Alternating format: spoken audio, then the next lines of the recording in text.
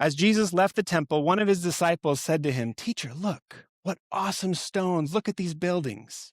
They're just enamored by the majesty of it all. King Herod's temple at this time, around 30 AD, was covered with gold. It shone for miles. It was incredible. And it's still an incredible feat of engineering to this very day. And so they're looking at these huge stones. And Jesus says, is that what you're looking at? Not one stone is going to be left on the other. He's like, what? Is that what you're paying attention to? That's kind of how the tone of Jesus's voice that I have in my head anyway. When they say, "Teacher, look at these awesome stones." And Jesus says, really? Is that what you're paying attention to? See, the backstory here, we're going to go back just 2 verses.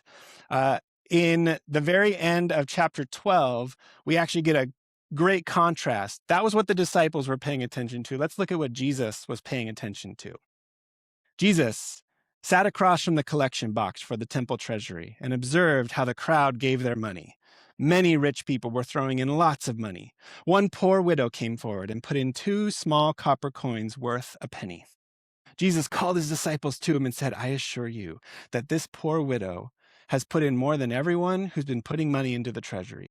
All of them are giving out of their spare change, but she, from her hopeless poverty, has given everything she had, even what she needed to live on." The story, as I think about the hustle and bustle of that day, there's all of these wealthy people with great costumes coming on, and they're giving their change into the treasury. And those are the kind of people that the world would look at, right? It looks really big and flashy and glamorous. And then there's this small widow. I actually am convinced that Jesus was the only person who recognized her that day. She's so in the background that it would have been easy to miss amidst all the hustle and bustle and the celebration of what was going on in the temple that day. But there's this one small widow, and I kind of see that scene. Jesus is sitting down, and it's like the crowds part, the music dims, and Jesus has eyes for just that one woman, because he sees not just to her actions, but he sees the faith of her trusting in God with the last thing that she has, and she puts basically a penny into the treasury box. But he calls over the disciples and he goes, "Guys, look at that. Did you see what just happened there?"